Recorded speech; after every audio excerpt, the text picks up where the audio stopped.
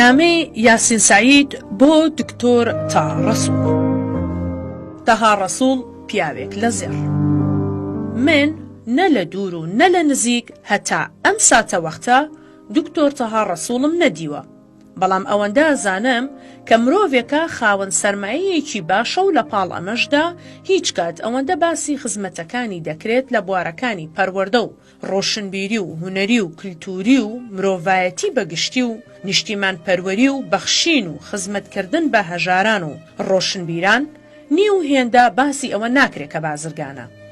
ئەمە بەڵگەی ئەوەیە سەرمایەدارێکی بەخشندەیە و هەمووان خۆشیانەوێ، لە کاتێکدا زۆربەی سەرمایەدارەکان خۆشەویست نین چونکە خوێنی خەڵکە مژن، بە پێچەوانەوە ئەم خوێنی خۆی دەبەخشێ. ئەشزانم دامەزرێنەر و سەرپەرشتیکەری گشتی دامەزراوەی خێرخوازی کەریمی ئەلەکە و دەستگای ڕۆشنبیری جەمال عیرفان و کۆمەڵگەی پەروەردەیی مارگرێتە، ئەمانەش لە نمونە و لووتکەی خزمەتی کۆمەلگای کوردیدان.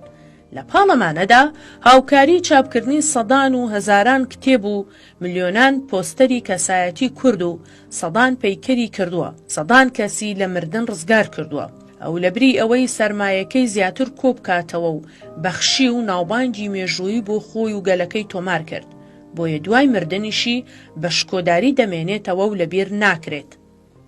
ئەو بووەتە ئەستێرەیەکی درەوشاوەی ئاسمانی نەتەوەکەی، هەر کاتێک و لە هەر شوێنێکدا باسی هونەری سینەما و شانۆ و ئەدەب و وەرزش و کلتور و هەتا دوایی بکرێ، لە ناو کورددا دەبێ ناوی دکتۆر تاها ڕەسوولیش بێت، دەنا بێویژدانی و ناتەواوە ئەو باسە. ئەم پیاوە ئەوەندە سادە و بەخشندەیە هیچی نەهێڵاوەتەوە بۆ سنووردانان. ئەم کەڵە هەڵکەوتووە ئەوەندەی خزمەتکردنی کۆی بوارەکانی میلەتەکەی بۆ گرنگە، ئەوەندە گەورەکردنی بازرگانیەکانی بۆ گرنگ نییە، چونکە ئەوەندەی لە بواری ڕۆشنبیریەکەدا دەرەکەوێ نیو هێندە لە بوارە مادیەکەدا دەرناکەوێ.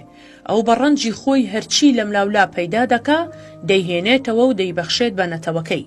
ئەگەر دکتۆر تاها بەراورد بکەین بەو سیاسی و بازرگانە لاڵانەی کە هەر خەریکی پێکەوەنان و خزمەت ناکەن و خەڵکی بە بێزراوی ناویانە هێنن، خۆشیان ناوێن و دوعایان لێ یەکەن، ئەوە ئەم ڕێک با پێچەوانەوە. هەر بۆیە دکتۆر تاها زەوی تا ئاسمانی لەگەڵ ئەو داماوانەدا جیاوازە. ئەوان بە تۆزی شوێن پێی ناگەنەوە. نیچە جوانەڵێ مۆسیقا هەندێک وشەی هێنایە قسە کە پێشتر لاڵ بوون. دکتۆر تاها ئەو مۆسیقایەیە کە ویژدانی هێنایە قسە و هاوار. دکتۆر تاها دەستی هەزاران گەنج و بە تەمەنی گرت و نەیهێشت بەرهەمەکانیان تۆزی لێ بنیشێ، لە کاتێکدا کەسی تر نەک دەستی ئەوانی نەگرت، بەڵکو ئەژنۆیشی شکاندن.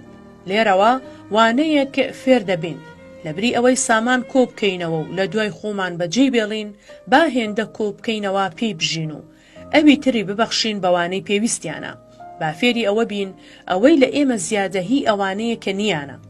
من نەمری بۆ ئەم پیاوە دەخوازم. لە کۆتایی ئەم نووسینەدا داواکاریەکم لێ هەیە بۆ شارەکەم، بۆ خۆم نا، ئەویش ئەوەیە گۆڕەکەی شاعیری گەورەی کورد وەلی دێوانە نۆژەن بکاتەوە و ستەیجێک بۆ پەیکەری چنار و هێمن دروست بکە، وەک هەموو کارە باشەکانی دیکەی دەبێتە سەروەری و شانازیەکی تر بۆ بەڕێزی. یاسین سعید بەرپرسی تیپی شانۆی نالی سەید سادق.